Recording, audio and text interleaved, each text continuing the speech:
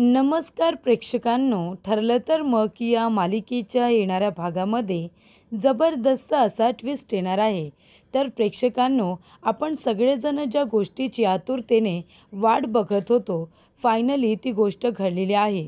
तर इथे अर्जुनने 2-2.5 वर्षानंतर, तब्बल 2 वर्षानंतर मधुभाऊंना निर्दोष सिद्ध करत साक्षी आणि प्रियाला त्यांच्या गुन्ह्याची शिक्षा मिळवून दिलेली असते. तर इथे सुभेदार किल्लेदार या दोन्ही कुटुंबामध्ये थोडंफार दुःखाचं वातावरण असतं, तर एका बाजूला आनंदही असतो. कारण अर्जुन केस जिंकलेला असतो, मधुभाऊंना त्याने न्याय मिळवून दिलेला असतो.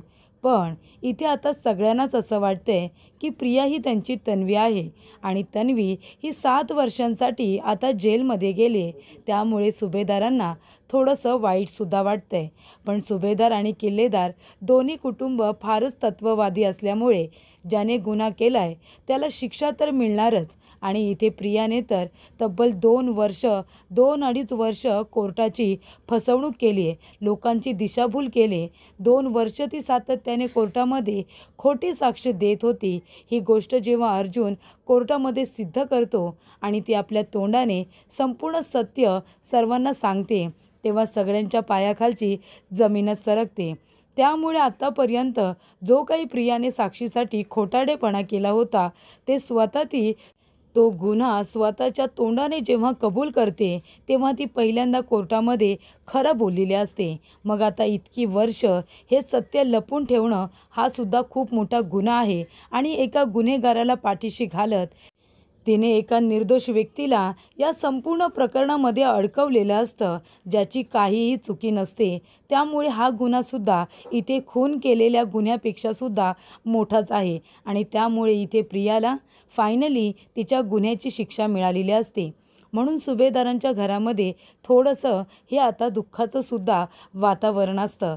पण शेवटीला अर्जुनने कधीही न हरलेला वकील म्हणून जे काही आपला नावलौकिक केलेला असतो, ते त्याने कायम ठेवत इथे पुन्हा एकदा एक केस जी 2-2.5 वर्ष ही कोर्टामध्ये सुरू होती, पण फायनली त्याच्यामध्ये वळणं आली.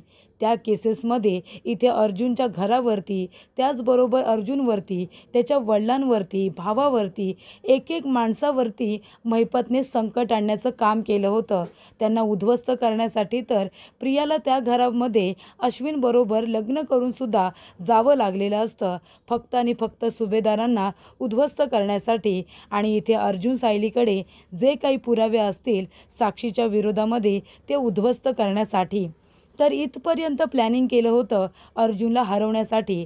पण या सगळ्या संकटातून अर्जुनने आपला मार्ग निवडलेला असतो आणि फायनली यशाचं शिखर गाठलेलं असतं. आणि त्यामुळे प्रेक्षकांनो, इथे आता सगळेजण आनंदी असतात. पण ज्यांना दुःख झालेलं असतं ते म्हणजे रविराज काका, प्रतिमा आणि अश्विन. बाकीच्या तर सगळ्यांच्या समोर प्रियाचा खरा चेहरा हा आलेलाच असतो. तेव्हा प्रेक्षकांनो, इथे आता अश्विन चिडलेला असतो. त्यामुळे येणाऱ्या भागामध्ये आता श्रावणी सोमवारला इथे सायलीचा उपवास असतो आणि तिची पूजासुद्धा असते.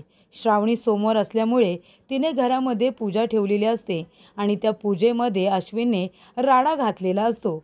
त्यामुळे इथे आता सर्व घरातले लोक मिळून इथे अश्विनची अक्कल ठिकाणावरती आणण्याचं काम करतात. आणि त्याचबरोबर प्रेक्षकांनो, इथे अश्विनला समजावणाऱ्या व्यक्ती असतात, अस्मिता आणि पूर्णाजी. त्या दोघीजणी मिळून इथे प्रियाचा खरा चेहरा अश्विनच्या समोर आणण्याचं काम करतात आणि त्याला इथे तिची रियालिटी दाखवतात.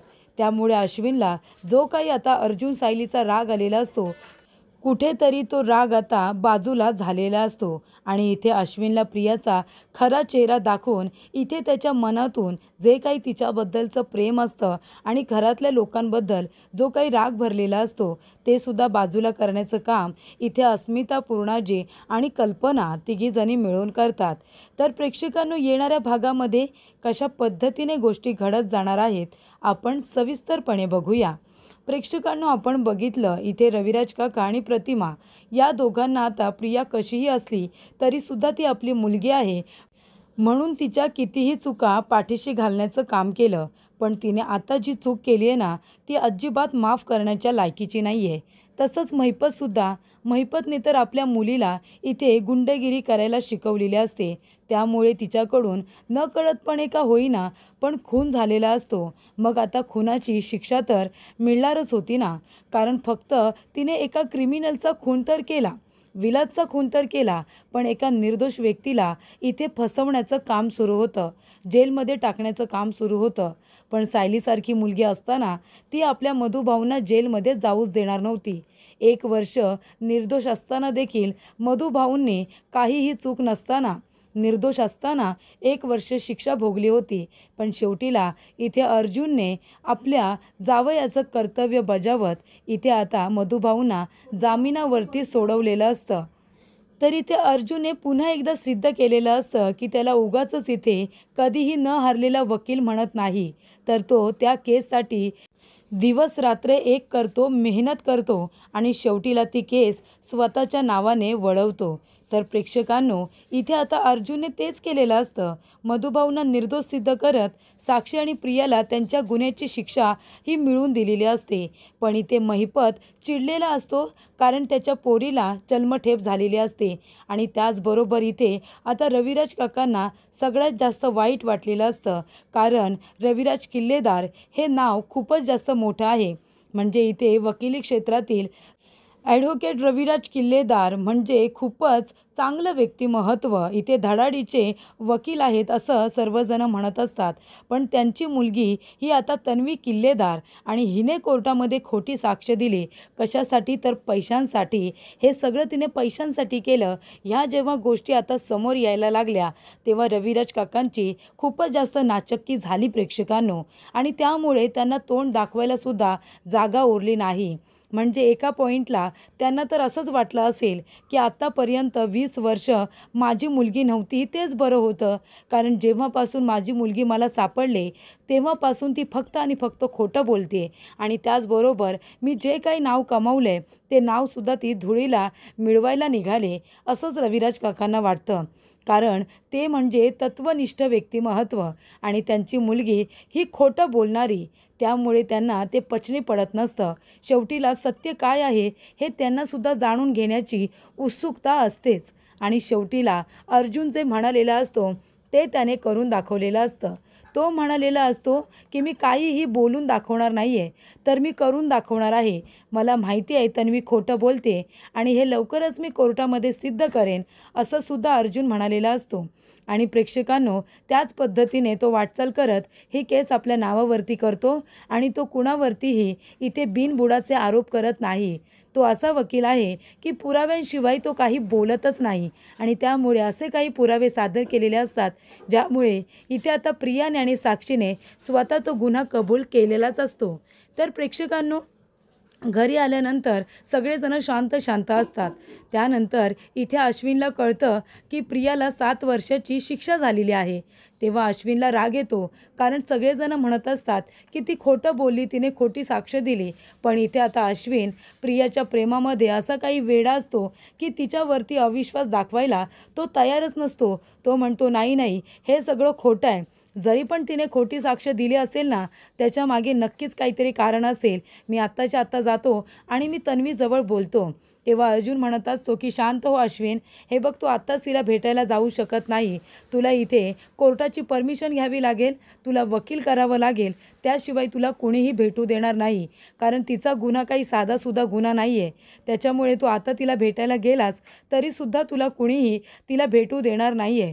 तुला इथे वकिलांची परवानगी घ्यावीच लागेल. तेव्हा प्रेक्षकांनो, इथे आता अश्विन म्हणतो की मला कुणाची गरज नाही आहे, मी माझ्या बायकोला भेटायला जाणार. तू तिच्यावरती पर्सनल राग काढलायस का? म्हणजे हे सगळं तू तुझ्या बायकोसाठी केलं आहेस ना? तेव्हा इथे आता सगळेजण त्याला समजावत असतात. तेव्हा अस्मितासुद्धा म्हणते, अश्विन अरे काय बोलतोयस तू? असं खरंच काही नाही आहे. तरीसुद्धा अश्विन काही ऐकायला तयार नसतो. सगळेजण त्याला समजावत असतात, पण तो आपल्या रूममध्ये लगेचच निघून जातो. तेव्हा इथे अस्मिता म्हणत असते की अश्विनचा जरा जास्तच तन्वीवरती विश्वास आहे. म्हणजे ती किती पद्धतीने कोर्टामध्ये खोटं बोलले हे आपण सगळ्यांनीच आपल्या डोळ्यांनी बघितलंय, आणि आता तो तर इथे विश्वास ठेवायलाच तयार नाही आहे की आपण जे काही बोलतोय ते सगळं खरं आहे म्हणून. त्यानंतर प्रेक्षकांनो, इथे आता श्रावणी सोमवार असतो. आता श्रावणी सोमवार असल्यानंतर सायलीने घरामध्ये पूजा ठेवलेली असते आणि तिने उपवाससुद्धा केलेला असतो. पण इथे आता सायलीबरोबरच घरातले सगळेजण आनंदी असतात. सगळ्यांना इथे श्रावणी सोमवार हा दिवस व्यवस्थितरित्या साजरा करायचा असतो. त्या दिवशी पूजा वगैरे असल्यामुळे सगळेजण तयार होऊन या पूजेमध्ये सहभागसुद्धा घेतात. फक्त एक व्यक्ती खूपच जास्त नाराज असते आणि ती व्यक्ती म्हणजे अश्विन. तर इथे प्रतिमा आणि रविराज काका यांना तर धक्का बसलेलाच असतो.